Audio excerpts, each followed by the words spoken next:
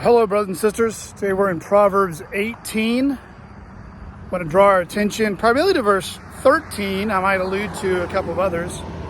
Proverbs 18:13 says, "He who gives an answer before he hears, it is his folly and shame."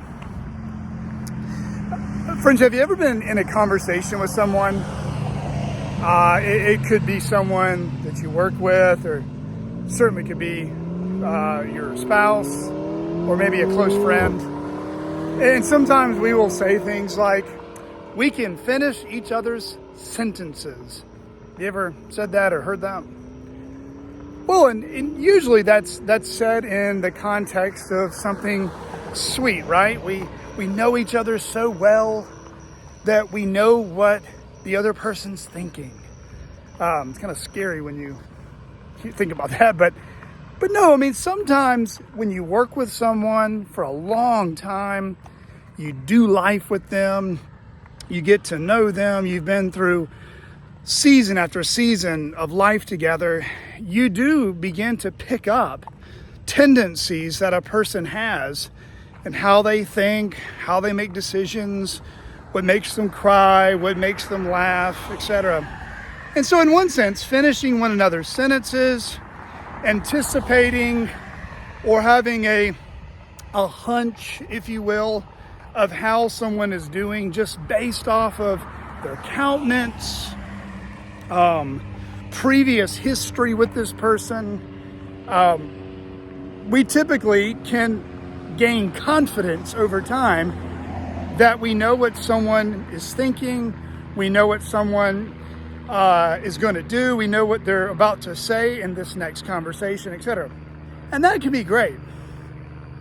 But friends, that's a really bad habit and bad practice to get in when we're upset, when we're angry, when we are not doing well spiritually. Let me illustrate for you.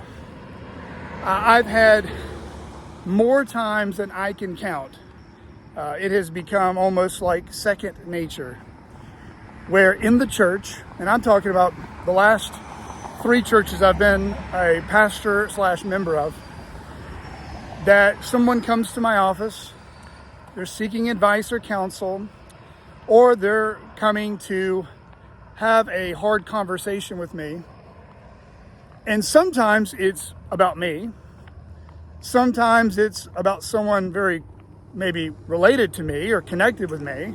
And then sometimes I'm just the pastor listening to a dispute between 2 or more members. And I have had more than one time, like I said, quite a few times, where I'm sitting with someone who just looks angry, who looks bitter, who looks discouraged, who looks like they just have an axe to grind and they've made up their mind on what they're going to say. And they will begin the conversation of going, I'm struggling, I'm having a hard time, I've got something against this person or against you, and I think you should hear this. Well, usually when that kind of stuff starts being couched, Proverbs 18:13 has been very helpful for me through the years because of my sin and because of my failures in this area, particularly even in marriage, that as soon as someone's about to quote unquote vent or let me have it or tell me what's on their heart, I have found the worst thing I can do in that moment is try to finish their sentence or anticipate what they're going to say. Because if I do, I think I'm oftentimes going to make the matters worse. Because they took time to come speak with me, I should take time to actually listen to what they have to say and not anticipate or finish their sentence. On the other hand, I've also been on the other side of that, where I'm the one listening and I'm the one personally being either challenged, questioned, or attacked. And I have had multiple occasions where I've just listened and this person brings a dispute, a concern, or a rebuke, and then I get the opportunity to explain or answer their question and the person finds out they're wrong. And what happens is, in that moment, we've all been there, right? Where someone says, well, I thought this. Are you serious? You don't believe this? You weren't doing this? You don't feel this way? And what I've learned over the years, again, through my own failures and mistakes, and through counseling and shepherding others, is that if we are bad listeners, we're going to draw really bad conclusions. I mean, it sounds simple, right? You start looking at someone's face, you start looking at someone's body language, you start looking at all these different things, and we start reading into someone's life, words, and actions, and we start putting our own interpretation on everything. It's like eisegesis with the Bible. We bring our own agenda to the Bible and draw out what we want it to say. Well, we sometimes can do that to other people. We can unjustly and unfairly interpret people's actions and words in ways that are uncharitable and sometimes just flat out wrong. That's why Proverbs 18:13 tells us, he who gives an answer, he who responds, he who draws a conclusion without hearing first, it is his folly and shame. In other words, you think you're utterly convinced you're right, and then you find out you're dead wrong. I'm dead wrong, whatever it is. And so that's why this proverb is a strong admonition for all of us as believers to ask ourselves, number one, how good of a listener are you? How good of a listener am I? Well, let me just say a few things I think that can help us with this. Number one, a good listener is a patient listener. A patient listener, what does that mean? A patient listener gives the other person the opportunity to thoroughly share what they want to share. It doesn't stop them. No, granted, if time's cutting short, or maybe the person has said 12 things, well, not everybody can process that much information. But generally speaking, the other person doesn't feel cut off, doesn't feel rudely and abruptly stopped, but they actually feel like they got to share what they wanted to share. And so a patient listener gives the person who's speaking a thorough opportunity to share what's on their mind or their heart.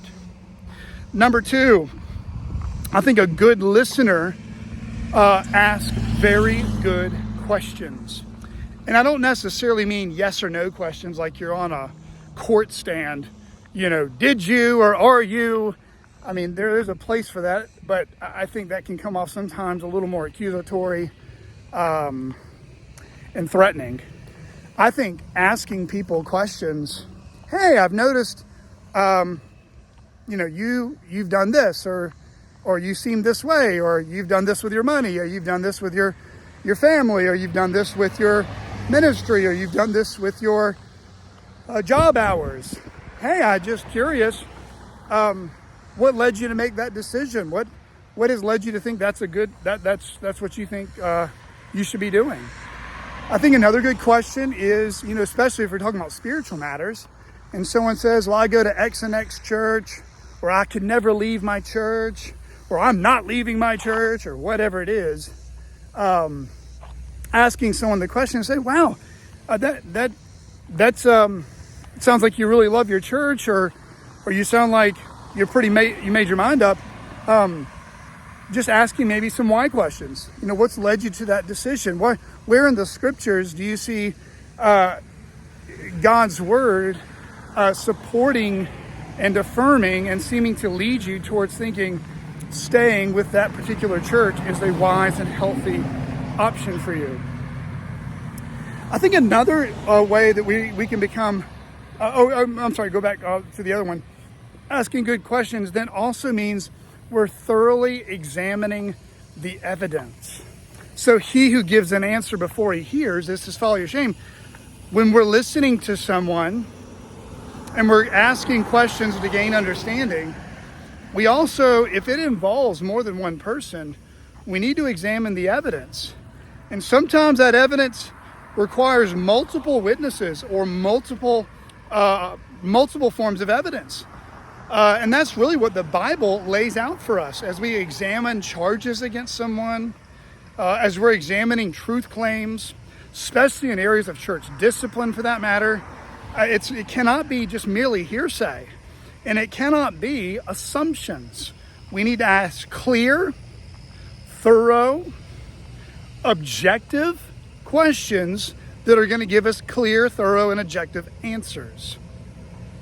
And then I would say another mark of a good listener, this takes a lot of maturity, is to charitably, if the person is a believer, to charitably love them, believe the best, not assign ill motives to them. That is very satanic if you do that, or I do that.